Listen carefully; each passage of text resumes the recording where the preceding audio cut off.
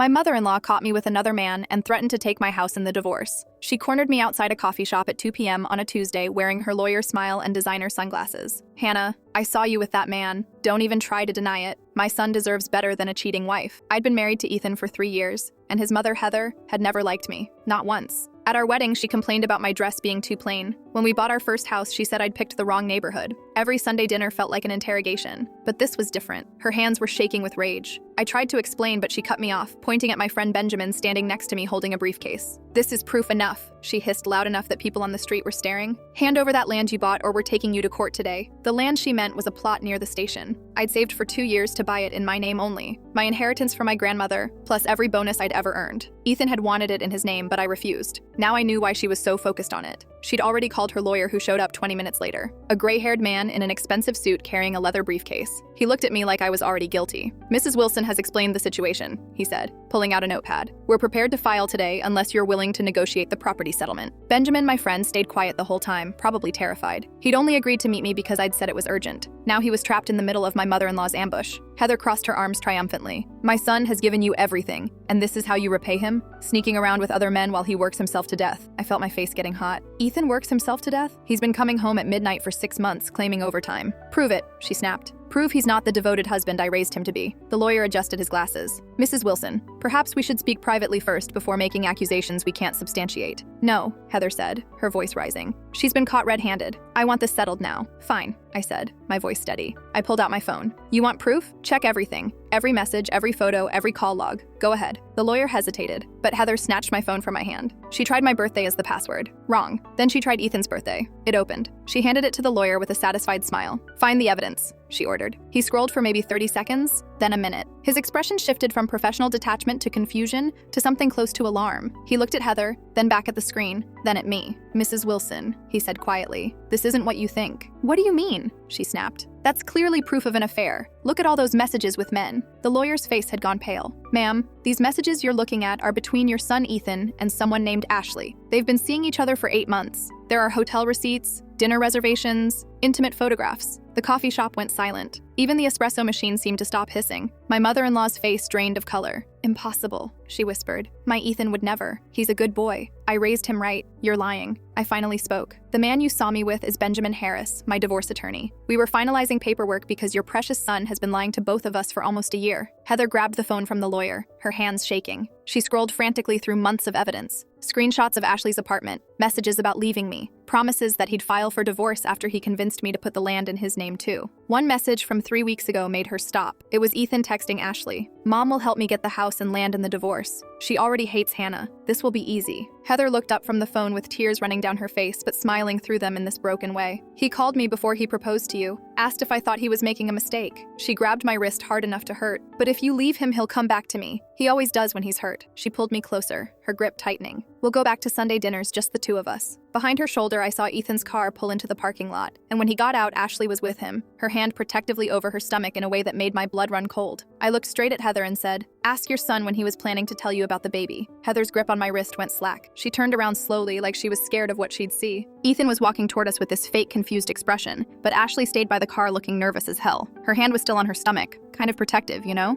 What baby? Heather's voice cracked. Ethan, what is she talking about? Ethan opened his mouth, but nothing came out. I'd never seen him speechless before. He just stood there in the parking lot with the afternoon sun making him squint. People walking by were starting to slow down, sensing drama. Tell her, I said, or should Ashley do it? Ashley stepped forward then, and I could see she was shaking. The poor girl looked terrified, honestly. Mrs. Wilson, I'm 5 months pregnant. Ethan promised we'd start our life together once he got the land from Hannah. The sound that came out of Heather was somewhere between a gasp and a scream. She dropped my phone on the sidewalk and it cracked on the concrete. The screen splintered into like 100 pieces. You're lying. Both of you are lying to hurt me. Mom, just calm down, Ethan said, finally finding his voice. He took a step closer, but Heather backed away from him. Not what it looks like? Heather was breathing hard now, her face turning red. She's pregnant, Ethan. 5 months. Were you ever going to tell me? I was waiting for the right time. The right time? Heather laughed, but it sounded horrible, like something broken. When was that going to be? After you stole Hannah's land? After you moved this woman into a house bought with my retirement money? Ethan's face changed. His eyes went wide and he looked genuinely confused for a second. What are you talking about? I never touched your money. But Heather wasn't listening anymore. She walked right up to him, her heels clicking on the pavement, and slapped him hard across the face. The crack echoed off the buildings. People walking by stopped and stared. A woman with a stroller actually gasped. Ashley made a little sound like she'd been hit too.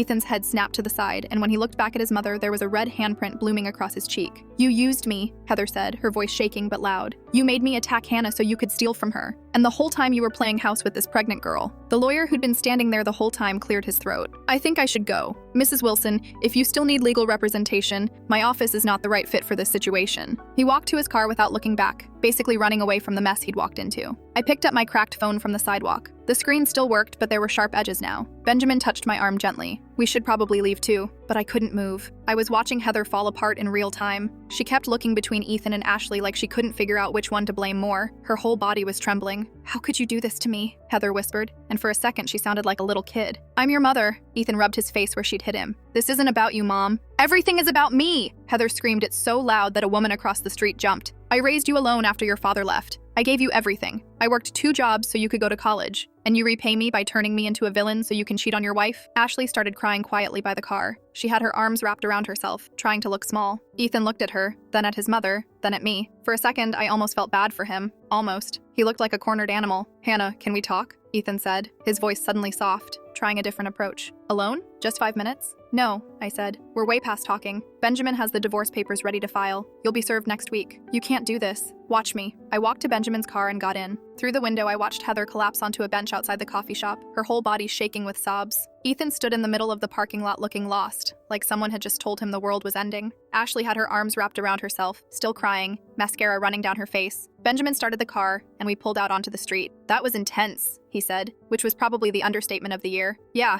my hands were shaking. I looked down and realized I was gripping my cracked phone so hard my knuckles were white. "Can you drop me at the hotel?" I'd been staying at a Holiday Inn for the past 2 weeks. Couldn't stand being in the house with Ethan anymore, not after I'd found the first text message to Ashley. The room was small and smelled like cleaning products and that weird hotel air freshener, but at least it was mine. At least I could breathe there. I lay on the bed staring at the ceiling, trying to process what just happened. The popcorn texture up there had a weird stain that looked like a dog. My phone buzzed. Cracked screen and all, it still worked. A text from an unknown number. "This is Heather. We need to talk. I'm coming to your hotel." I didn't respond. What was I supposed to say? But 2 hours later, there was a knock on my door. Loud, insistent. Heather looked terrible. Her makeup was smeared down her face in black streaks. Her eyes were red and swollen, and she was still wearing those designer sunglasses on top of her head even though the sun had set. She pushed past me into the room before I could say anything. "I need you to understand something," she said, turning to face me. Her voice was rough, like she'd been crying for hours. "Ethan told me about the affair 3 months ago." I closed the door slowly. "What?" "He called me crying, said he'd made a mistake with some girl, but it was over. He swore it meant nothing." Heather sat down on the edge of my bed like her legs couldn't hold her anymore. The mattress creaked under her weight. "He said he wanted to fix things with you, but the land was complicating everything. He asked me to help." "Help how?" "By being cruel to you." Heather's voice broke on the word cruel. "By making you miserable enough that you'd want the divorce too. He said once you were gone, things would go back to how they were before the marriage. Sunday dinners, just me and him, like the good old days when it was just us against the world." I felt sick, actually nauseous. "And you agreed to that?" "He's my son." She looked up at me with this desperate expression, her eyes searching my face for understanding. "You don't understand what it's like. After his father left when Ethan was 7,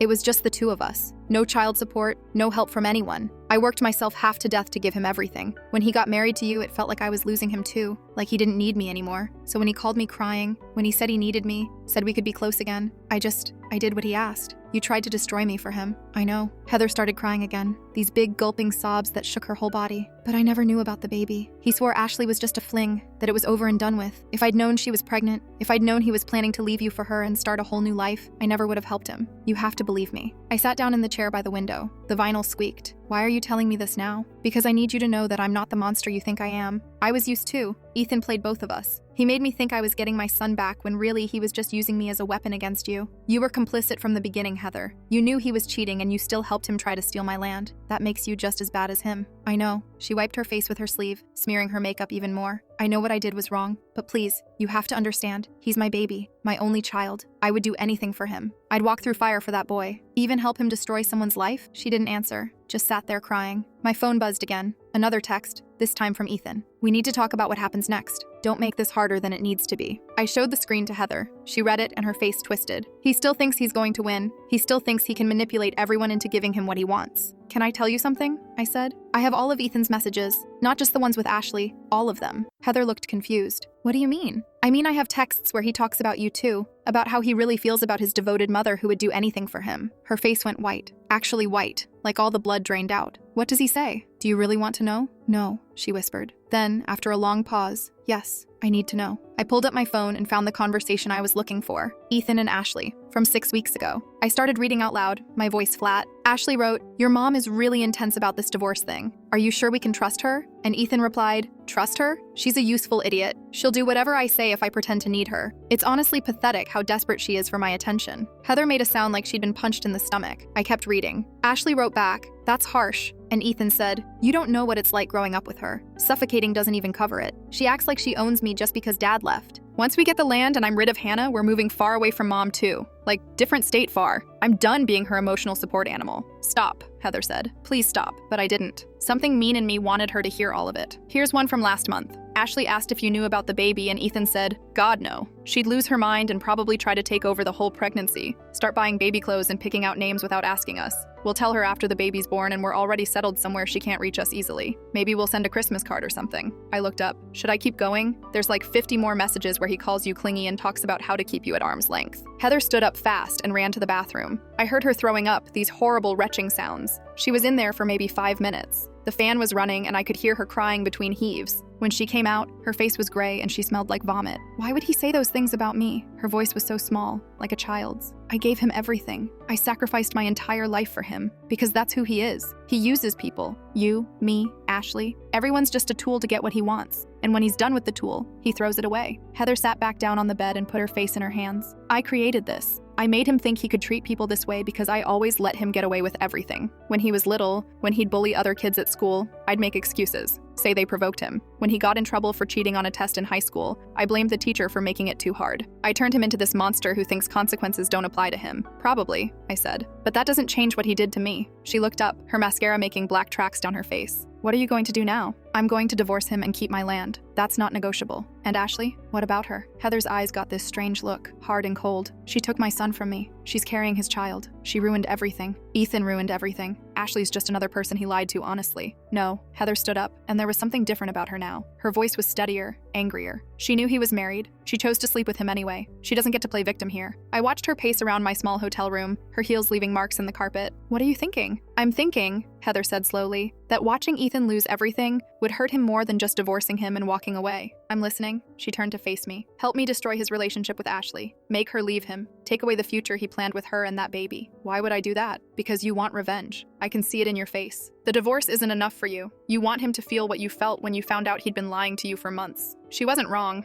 I'd spent the last 2 weeks imagining all the ways I could make Ethan suffer, fantasizing about him losing his job, his car, everything. But I hadn't thought about going after Ashley specifically. What do you get out of it? I asked. I get to hurt my son the way he hurt me. And maybe, just maybe, after Ashley's gone and you're gone and he has nothing left, he'll realize what he lost. He'll realize that his mother was the only person who actually loved him unconditionally. He'll come back to me. Heather, that's insane. You just heard what he really thinks of you. Is it? She sat down next to me on the chair's armrest. You read those messages. He thinks I'm pathetic and suffocating. If I help you take away his perfect little future with Ashley and that baby, he'll have no choice but to need me again. I'm all he'll have left. No wife, no girlfriend, no land, no money, just his mother. That's not love. That's imprisonment. Call it what you want. I just know that I'm not letting some pregnant homewrecker ride off into the sunset with my son while I'm left with nothing. I should have said no. Should have told her to leave and get therapy and maybe some medication. But I was so angry, and she was offering me exactly what I wanted. A way to make Ethan lose more than just a piece of land. A way to make him actually suffer. What did you have in mind? I asked. Heather smiled, and it was the scariest thing I'd seen all day, like looking at a completely different person. Ashley doesn't know the truth about anything. Not about the land, not about the money, not about what Ethan really is. We're going to show her. We're going to break her trust in him piece by piece until she has no choice but to leave. How? Leave that to me. I know my son better than anyone. I know exactly how to break them apart. I've been watching him manipulate people his whole life. I know all his tricks because I taught him half of them. I thought about it for maybe 10 seconds. Then I said, okay, but I have conditions. If we do this, you don't get to pretend you're the victim anymore. You helped create this mess. You own that. Fine. And when this is over, when Ethan is miserable and alone, you stay away from me. No more Sunday dinners, no more phone calls, no more showing up at my house with casseroles. Nothing. We're done forever. Heather hesitated, then nodded. Deal. We spent the next hour planning. Heather knew where Ashley was staying, some cheap motel on the east side of town called the Starlight Inn. $40 a night and the kind of place where you could hear your neighbors through the walls. She knew Ashley's schedule because apparently Ethan had been stupid enough to complain to his mother about having to drive Ashley everywhere since she didn't have a car anymore. Had to take her to doctor appointments, the grocery store, everywhere. We'll approach her tomorrow, Heather said, pulling out her phone and scrolling through her calendar. Somewhere public so she can't just run away or slam a door in our faces. We need her to hear the truth about Ethan's finances. That's the first crack in the foundation. What truth exactly? That he doesn't have any money of his own. That I've been paying for everything. Heather pulled out her phone and showed me her bank statements. Transfers to Ethan, thousands of dollars every month for the past year. He told me it was for bills, for the mortgage, car payment, utilities. But look at these dates. Look at the amounts. I leaned in and looked. They lined up perfectly with what I knew about Ashley. Rent payments on the first of every month, $600. Charges at restaurants Ethan had definitely never taken me to. Payments to an obstetrician starting 3 months ago. He's been spending my retirement fund on his mistress, Heather said, and her voice was cold as ice. I felt a sick kind of satisfaction looking at those numbers. Ashley thinks Ethan is taking care of her with his own money, his salary. Exactly. And when she finds out the truth, that she's been living off his mother's retirement money, she'll realize he can't actually provide for her and a baby. She'll realize she's trapped herself with a man who has nothing. The next morning, we met at a coffee shop near Ashley's motel. Not the same one from yesterday, thank God. This was a smaller place. Quieter. Heather had called Ashley pretending to want to apologize, said she needed to talk about helping with the baby, being a grandmother. Ashley had agreed to meet, probably because she was scared to say no to Ethan's mother. She showed up right on time, looking nervous as hell. 5 months pregnant, and you could really see it now. She was wearing an old sweater that was too tight across her belly and jeans with an elastic waistband. Her hair was pulled back in a messy ponytail, and she had dark circles under her eyes like she hadn't been sleeping. "Mrs. Wilson," she said, sitting down carefully in the chair across from us. "I wasn't sure you'd actually show up. I needed to see you," Heather said. Her voice was gentle, motherly even. It was a good act. "And this is Hannah. I think you two should talk." Ashley's face went pale. She looked at me like I might attack her right there in the coffee shop. "Oh my God, I'm so sorry. I never meant to hurt you. Ethan said you guys were basically over anyway. He said you were just staying together for financial reasons." "I bet he did," I said. We sat there for a minute, this weird triangle of women who'd all been lied to by the same man. The coffee shop was playing soft jazz music, and there was a couple in the corner on their laptops, completely oblivious to the drama at our table. Then Heather started talking. "Ashley, I need to tell you something about my son, about his money situation." Ashley frowned. "What about it?" "Ethan doesn't have any. He's been living off my retirement savings for over a year." "That's not true." Ashley shook her head. "He pays for everything, the motel room, food, my doctor appointments. He handles all of it." Heather pulled out her phone and showed Ashley the bank statements. "These are transfers from my account to his. Look at the dates and amounts. Then look at your rent receipts if you have them." Ashley took the phone with shaking hands. She scrolled through the statements, her face getting paler with each screen. "No, this can't be right. He said this was his money from work. He said he was making good money in sales." "He lied," I said. "Ethan makes barely enough to cover his car payment. Everything he's spent on you, it comes from his mother. You've been living off a 62-year-old woman's retirement fund." "But he promised me. He said once the divorce was final, and he got his share of the land, we'd have enough to buy a house, to start fresh somewhere nice, maybe near the coast." I laughed, and it came out mean. I couldn't help it. "The land is in my name only. It's my inheritance from my grandmother. Ethan has zero legal claim to any of it, not 1 square foot." Ashley put the phone down slowly on the table. "What? The land he promised you half of? It doesn't belong to him. It never did. He was planning to steal it from me in the divorce with his mother's help, but that's not happening now." "I don't understand." Ashley looked like she was going to cry. Her lip was trembling. "He showed me pictures of the property. Took me there once to see it. He said we'd sell it and use the money to move somewhere nice. Start a new life. He said he'd take care of everything, that I didn't need to worry about money or the baby or anything." "He lied to you," Heather said quietly, and she almost sounded sympathetic. "He's been lying to everyone. That's what he does." Ashley stood up fast, knocking her chair backward. It clattered on the floor and the couple with the laptops looked over. "I need to talk to Ethan right now." "Sit down," Heather said, and there was steel in her voice. "You need to hear the rest. I don't want to hear anymore. You're both trying to turn me against him because you're jealous or angry or whatever. I need to hear his side." "Ashley." I kept my voice calm even though I wanted to scream at her for being so naive. "You left your job, right? That office manager position? And your apartment? Because Ethan said he'd handle everything?" She nodded slowly, tears starting to form in her eyes. "So right now you have no income and nowhere to live except a $40 a night motel room being paid for by his mother's retirement money. You're 5 months pregnant. What happens when Heather stops paying? When that money runs out?" The color drained completely from Ashley's face. She sat back down, more like collapsed into the chair. "He promised," she whispered. "He swore he'd take care of us. He said he loved me." "Men like Ethan promise a lot of things," I said. "Doesn't make them true. Doesn't make them capable of following through." We sat in silence for a while. Ashley kept touching her stomach, this protective gesture that made me feel almost bad for what we were doing. Almost. The baby wasn't the enemy here, but Ashley needed to wake up. Then Heather leaned forward, her hands flat on the table. "I want to help you, Ashley. I really do. You're carrying my grandchild, but I need something from you first." What? Ashley's voice was barely a whisper. Leave town. Have the baby somewhere far from here. Somewhere Ethan can't find you easily. I'll give you money to start over. Enough for an apartment, prenatal care, everything you need for the first year. Ashley jerked back like Heather had slapped her. You want me to leave? Just disappear with his baby? I'll give you $50,000. Enough for first and last month's rent somewhere nice. Furniture, a car, baby supplies, medical bills, everything. You're insane. Ashley stood up again, and now she was crying for real. I love Ethan. We're having a baby together. I'm not just going to run away like some scared teenager. Heather's voice went cold. You don't love him. You love what you thought he was. A man with money and property and a future. And that baby is going to trap you in poverty because Ethan can't actually take care of anyone, including himself. Get away from me! Ashley was backing toward the door now, her purse clutched against her chest. Both of you. You're just bitter, jealous women trying to ruin this because you can't stand that he chose me, that he wants to be with me. We're trying to save you from making the biggest mistake of your life,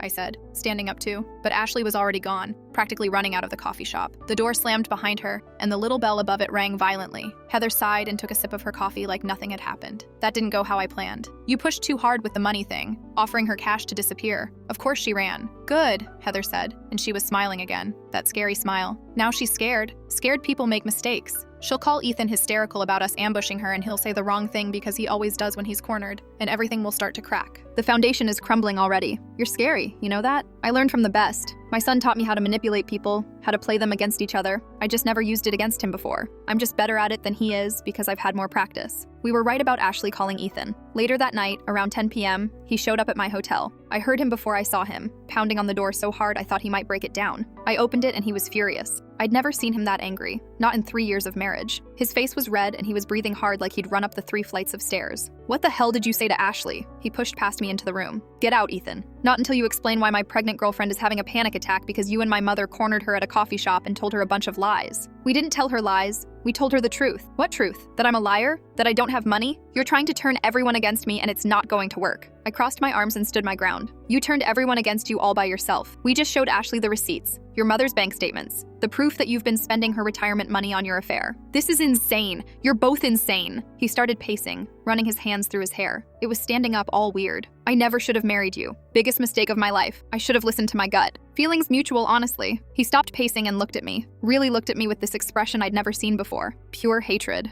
If you don't sign over the land, I will make your life hell. I'll drag this divorce out for years. I'll tell everyone you cheated on me, that you're the one who destroyed this marriage. I'll ruin your reputation at work, with your friends, with your family. Everyone will know what you did. Good luck with that. I pulled out my phone and started recording. The red dot appeared on the screen. What are you doing? Making sure I have proof of you threatening me, just in case. He lunged forward and grabbed my wrist, the same one his mother had grabbed yesterday. He squeezed hard. Stop recording me right now. Let go. I could feel my bones grinding together under his grip. He squeezed harder and brought his face close to mine. I mean it, Hannah. This stops now or you're going to regret it. I'll make sure you regret ever crossing me. With my free hand, I managed to take a photo. The flash went off right in his face. The screen showed his face twisted in anger and my skin turning red under his fingers. Get out, I said quietly, but there was something in my voice that made him hesitate. Or I'm calling the police and showing them this photo and the recording. He let go and I could see the finger marks already forming bruises, dark red lines where each finger had been. He looked at my wrist, then at me, then at the door. You're going to regret this, he said one more time, but he left. I locked the door behind him and stood there shaking. My wrist throbbed. I looked at the photo I'd taken. Clear evidence of him hurting me, his face full of rage right there in the frame. I sent it to both Heather and Ashley with the message. This is who he really is. Ashley responded within minutes. Can we talk? In person? I need to talk to you. We met at a park the next afternoon. It was cold outside, one of those gray November days where you can see your breath. Ashley was wearing a coat that didn't quite fit over her stomach anymore. The zipper wouldn't close. She looked exhausted,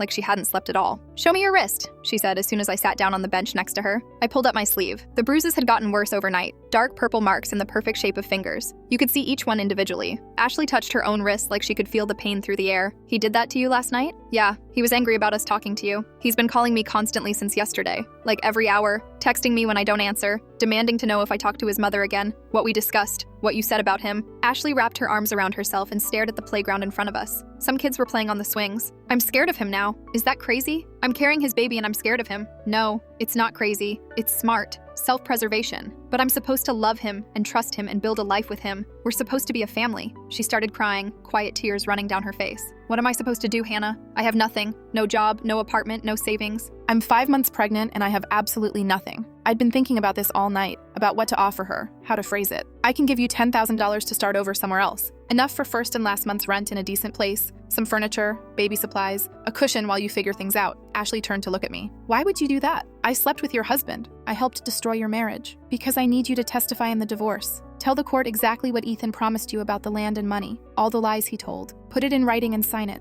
Ashley was quiet for a long time, watching those kids on the swings go back and forth. If I do that, I'm betraying him completely, destroying any chance we might have had. He'll never forgive me. He's not going to forgive you anyway. Once that baby is born and he realizes how expensive kids actually are, how much work they take, you think he's going to stick around? He can't even pay his own rent, Ashley. He's been lying to you about everything from day one. But he's the father of my baby. Being a father means more than DNA. It means showing up every single day, providing for your kid, protecting them, putting them first. Can you honestly say Ethan will do any of that, based on what you know about him now? She wiped her eyes with her sleeve. No, I can't. He can't even be honest about where money comes from. Then take the money and get out. Give your baby a chance at a stable life with a mom who has her head on straight. Better a single mom than a mom trapped with a manipulative liar who gets violent when he doesn't get his way. We sat on that cold park bench for probably 20 minutes while Ashley cried and thought about it. The kids on the playground ran around screaming and laughing, completely oblivious to the adult drama happening on the bench. Finally, she nodded. Okay, I'll testify. I'll write down everything, but I need the money first. I need to know I actually have a way out before I burn this bridge completely. Deal. That night, I went to the bank and withdrew $10,000 in cash. It felt ridiculous carrying that much money around, like I was doing something illegal. I met Ashley at a diner and handed her the envelope under the table like we were in a spy movie. She counted it quickly, her hands shaking, then stuffed it in her purse. Then she pulled out 3 handwritten pages. Her statement, every promise Ethan had made, about the land, about the money from the sale, about buying a house near the coast, about taking care of her and the baby forever. She'd written it all down in careful handwriting. She signed it and dated it at the bottom of the last page and handed it to me. What happens now? Now you get out of town before Ethan figures out what you did. I'm leaving tomorrow. My sister lives in Portland. She said I can stay with her until the baby comes, help me get on my feet. Good. Don't tell Ethan where you're going. I won't. Ashley stood up to leave, the diner booth creaking. For what it's worth, I really am sorry about everything. Just take care of that baby, I said. She nodded and left. I handed the statement to Benjamin the next morning. He read it twice and whistled. This is good, really good. He's not going to be able to explain this away. Ethan found out when Benjamin's assistant served him the divorce papers at his work. I wasn't there, but I heard about it from 5 different people. Apparently he lost it right there in the office. Started screaming at the assistant, at his coworkers, at his boss, threw his coffee mug at the wall and shattered it. His boss sent him home and told him not to come back until he could act like a professional. He showed up at his mother's house at midnight. I know because Heather called me from the floor of her living room, crying so hard I could barely understand her. He pushed me, she kept saying, her voice broken. My own son pushed me down. I'm coming. Don't move. I got there as fast as I could, probably broke 6 traffic laws again. Ethan's car was gone when I arrived. Heather was still on the floor between the couch and the coffee table, holding her hip and refusing to get up. What happened? He came here screaming about Ashley's statement, about how we both betrayed him, how we turned his girlfriend against him. Heather's face was wet with tears, her eyes red. I tried to explain, but he just kept yelling. Called me a pathetic old woman who ruined his life. Said I was always trying to control him, suffocate him, that I never let him be his own person. What did you do? I slapped him. I couldn't help it, and he shoved me so hard I fell backward into the coffee table. She touched her hip gingerly and winced. I heard something crack. I don't know if it was the table or me. I helped her up slowly, carefully. She winced with every movement. Do you need a doctor? We should go to the hospital. No, just help me to the couch. I can't let people know my son did this to me. We sat there in her dark living room and Heather kept crying. The house was so quiet except for her sobs. I created a monster, Hannah. I knew he was cruel even as a child. Mean to other kids, manipulative. He'd hurt other kids on the playground and I'd make excuses. Blame the other parents for not watching them. Blame the teachers for not supervising better. Blame anyone but my perfect boy. She looked at me with this broken expression. When he cheated on that test in high school, I yelled at the teacher. Said she was picking on him. When he got caught shoplifting in college, I hired a lawyer to make it go away. I protected him from every single consequence until he believed rules didn't apply to him, that he could do anything to anyone and mommy would fix it. You destroyed yourself trying to protect him, I said. I know. She touched her bruised hip carefully through her pants. And now look what he's done. He's destroyed all 3 of us. You, me, Ashley, everyone who ever cared about him. My phone rang. Ashley. She sounded terrified, breathing fast. He's here. He found me somehow. He's pounding on my door and screaming. I locked myself in the bathroom, but he won't leave. He keeps yelling that I have to recant the statement, that I have to fix this. I'm coming. Stay locked in. Don't open the door no matter what he says. I got to Ashley's motel room in maybe 15 minutes, but Ethan was already gone by the time I arrived. His car wasn't in the parking lot. Ashley was still locked in the bathroom, hyperventilating so badly I thought she might pass out. Ashley, it's Hannah. He's not here anymore. You can come out. She opened the door slowly, peeking out first to make sure I was alone. Her whole body was shaking and she'd been crying. He was out there for like 20 minutes, maybe longer, screaming that if I didn't recant the statement, he'd make sure I never saw a penny of child support, that he'd disappear and I'd never find him. Pack your stuff, I said. Right now. You're leaving tonight, not tomorrow. Where am I going? Your sister's in Portland, right? You're going there. Tonight. Ashley threw her few belongings into a duffel bag, just grabbing stuff randomly and shoving it in. She was crying the whole time, makeup running down her face. I really loved him, you know. I thought we were going to have this perfect life together, like in movies. I know. How did I not see what he was? How did I fall for all those lies? Because he's good at it. Really good. We all believed him at some point. That's what manipulators do. I called a cab for her and waited until it showed up. Ashley got in with her duffel bag and nothing else. She looked so young sitting in that back seat, one hand on her pregnant stomach, the other clutching her purse with the cash inside. "Thank you," she said through the window, "for the money, for believing me, for helping me see the truth. Take care of yourself and that baby. That's the only thing that matters now." She nodded and the cab pulled away. I stood in that shabby motel parking lot for a while, just breathing the cold night air. One down. Ashley was safe and gone. Now I just had to get through the actual divorce. The legal process took 6 weeks, the fastest divorce I'd ever heard of, according to Benjamin. Ethan didn't show up to a single hearing, not one. His lawyer kept trying to negotiate, calling Benjamin every few days with some new offer, but there was nothing to negotiate. The land was mine, the house was mine, and I had statements from both Ashley and Heather about what Ethan had tried to do. The judge looked over all the evidence in the final hearing: Ethan's empty chair next to his lawyer, Ashley's signed statement, the photo of my bruised wrist, Heather's testimony about the money she'd given him. The judge didn't even deliberate very long. "Mrs. Wilson, you retain full ownership of the property in question, the marital home, and all assets brought into the marriage. Mr. Wilson's claim is dismissed in its entirety." The judge finalized everything on a rainy Tuesday morning in early December. I walked out of that courthouse with full ownership of everything I'd brought into the marriage, and Ethan got nothing. Not the land, not the house, not even half the furniture. My lawyer shook my hand in the parking lot, rain falling around us. "Congratulations," Benjamin said. "You're free." I found out through a friend of a friend that Ethan had moved 2 states away right after the divorce finalized.